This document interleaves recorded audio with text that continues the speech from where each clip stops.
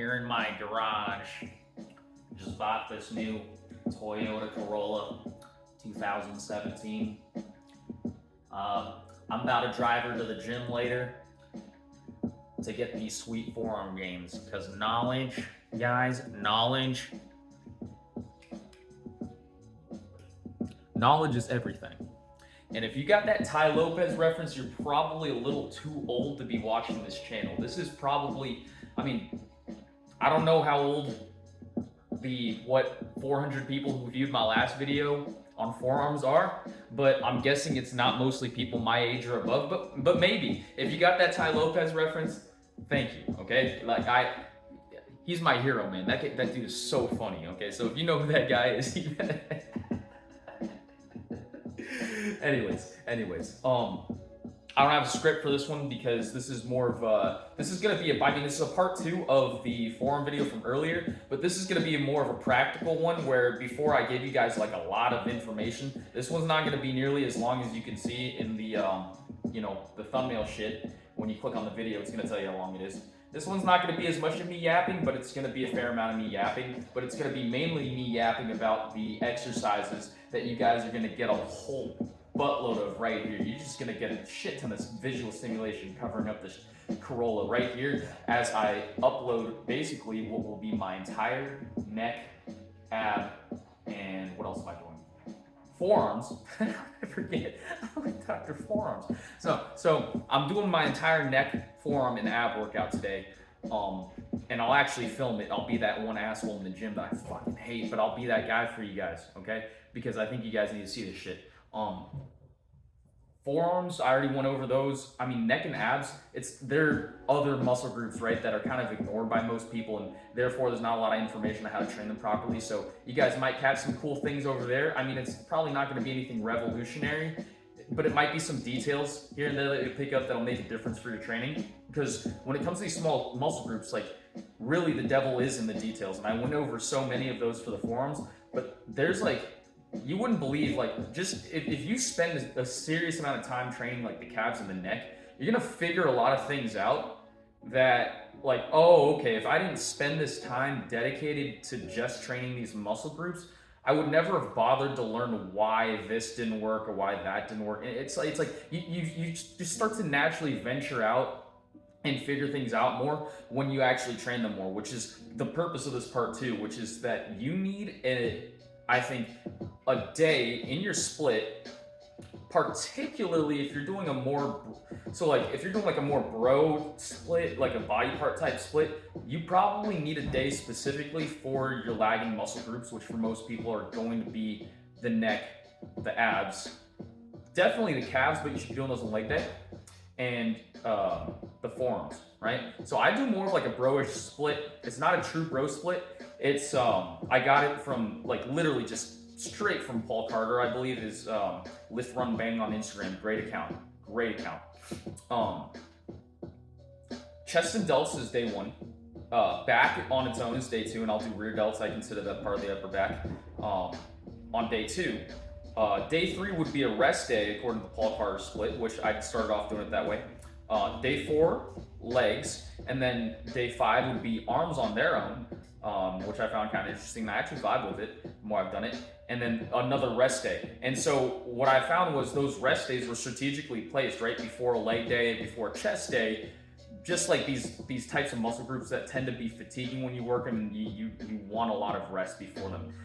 And so what I eventually found though was that forearm training and neck training and ab training, especially when you don't have them that much of a base with those muscle groups, as far as really training them heavy, it's not really that.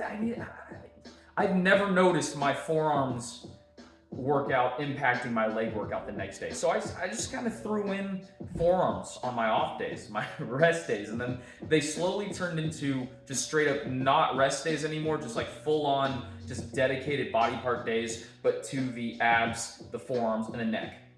I do have to admit there is somewhat of a fatigue cost to that I am noticing, but it's really not that significant. I recover pretty easily from neck, forearm, and ab work, and I get a lot of bang for my buck out of it. And so my first point that I really wanted to drive home regarding all this stuff is that I'm bulking right now, and I think these muscles are very important to train on a bulk, because when you have more energy, you have more energy to train these like lagging muscle groups, and you can even put them on a different day, like what I'm doing, and still seem to recover fine.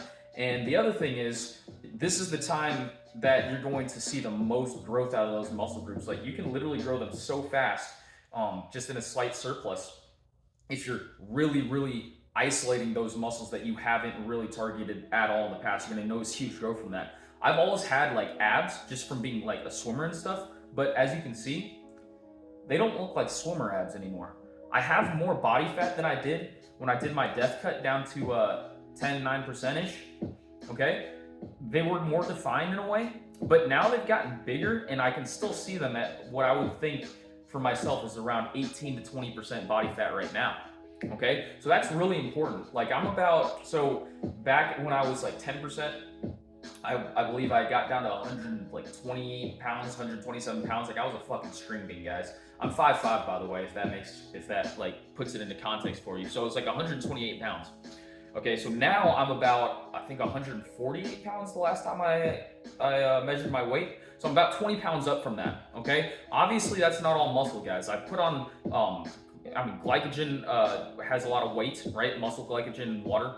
But then I've put on fat since then too, but I've also put on muscle. But as you can see, they grow in proportion, especially if you train the muscles that you just aren't interested in naturally. Like these balance out your physique, and again, they change how you distribute fat, all that stuff. Anyways, as you're enjoying all these workouts here, I'm going to describe a few of them. Let's see. The forearm stuff is self-explanatory. If you need to know any of the information about the forearm exercises, just look at my last video. Those should be self-explanatory anyways. The forearm's really simple. I did, however, want to say something about my ab training and my neck training. Okay, so you're gonna see that like the way that I train my neck. See, a lot of people overcomplicate it, and so first of all, if you have a neck harness, like that's great. You should probably just use that. I haven't bought one because I'm lazy.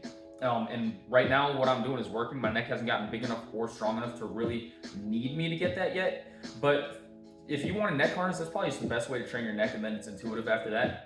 But as far as like training it with free weights, I see a lot of people putting plates on their forehead like that. And I did that for a while, and I don't know how I didn't think about this before, but guys, just go all the way back and put the dumbbell on your chin, man. It's way more comfortable.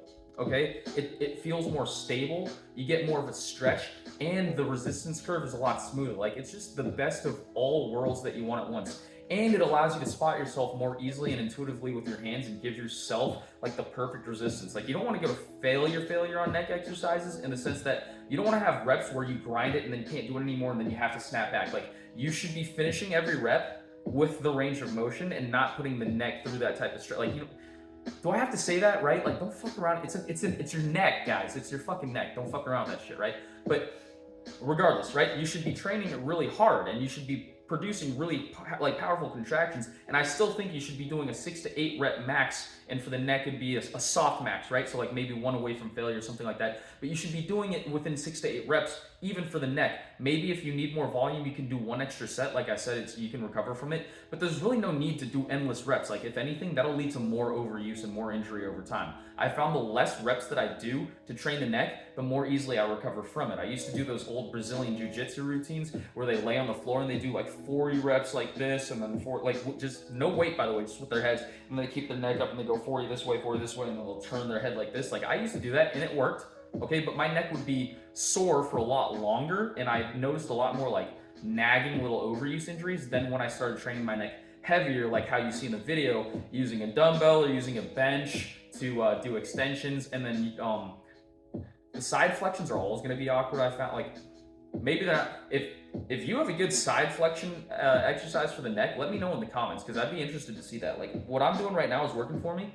It's working for me pretty good, but I could always use a more comfortable side flexion setup that doesn't involve a neck harness. Like if you're just going to tell me to get a neck harness, like fuck off. I already know that I'm fucking lazy, right? Anyways, my bad. And then for the abs, okay, a lot of people, you're not training the abs intensely enough. And then, I always talk about that. There's a lot of muscle you're not training intensely enough. Abs are just one of them. But then B, you're not training the obliques when you really should be training the obliques, and you should be training them really, really heavy. So watch how I do these Russian twists with the dumbbell and try to mimic the form, because these are also easy to fuck up. I don't want you to fuck up your low back with these, okay? But there is a way to do them really, really heavy in a way that you're gonna get a ton of oblique gains. And what you don't understand is the obliques, they don't make your side, they don't make your midsection bigger, okay? That's not what the obliques do. They don't insert, like a lot of people think they just run laterally right here and then they just get bigger and then they make you look fat. Like that's not it at all. That's a completely that's a completely set proportion from your rib cage and your hip bones that you can't really change at all. So don't worry about that. The obliques, what you see visually is right here. Do you guys see that right there? That line right there? When I do this, that right there, that's the oblique right there. And it gives an absolutely sick look to your six pack or your midsection, okay? You don't have to have a six pack to see them. And that's the cool thing, right? Like you want to train these muscles up because they look different when they're big, guys. Like they look different when they're bigger. This isn't tone. This is just hypertrophy. This is me doing heavy Russian twists, and then I get on that oblique twisting machine. I've maxed that shit out, okay? I can do that whole stack for 10 reps. I need more weight on that shit because it's too light for me now, okay? That's how hard I train my obliques. All right, I'm literally having to do like finagle like different setups with the cable machine to figure out new oblique exercises because I just don't even know what to do. Like I'm gonna have to figure something out, and when I do, stay tuned for that. But yeah, you got to train your obliques, guys. Underrated muscle for sure.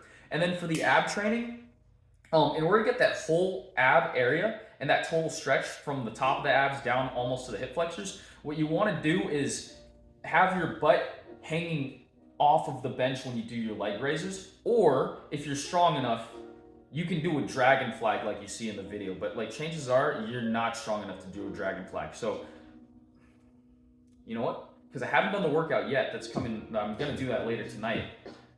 So I'm thinking right now whether to do the dragon flags today to show you guys, or to just, you know what? I'm just gonna show you the leg raises. That way it's immediately accessible to you right off the bat. And you can know how to, it's very straightforward, okay? But you'll see what to do in the video. I shouldn't have to describe too many things, but I will point this out because a lot of people just miss this for some reason. You need to have a vacuum between your lower back and the bench that you're on, okay? Someone shouldn't be able to come up and put their hand underneath your back. It should be stuck to the bench. That keeps your low back in flexion, which keeps your abs in a good position to have leverage to do the work instead of your psoas muscle, which is the muscle that is your low back and your hip flexor muscle. It's both, okay? It literally goes from here around. That muscle that you think is your oblique, yeah, that's actually your psoas, okay? Anyways, how long is this video? Oh, we're already at 13 minutes. Hey, I'm not even gonna bore you guys. If I need more time to show all the exercises, which I for sure won't, I'll just leave it as dead space, but that's it for me. You guys have a good one, okay? Peace.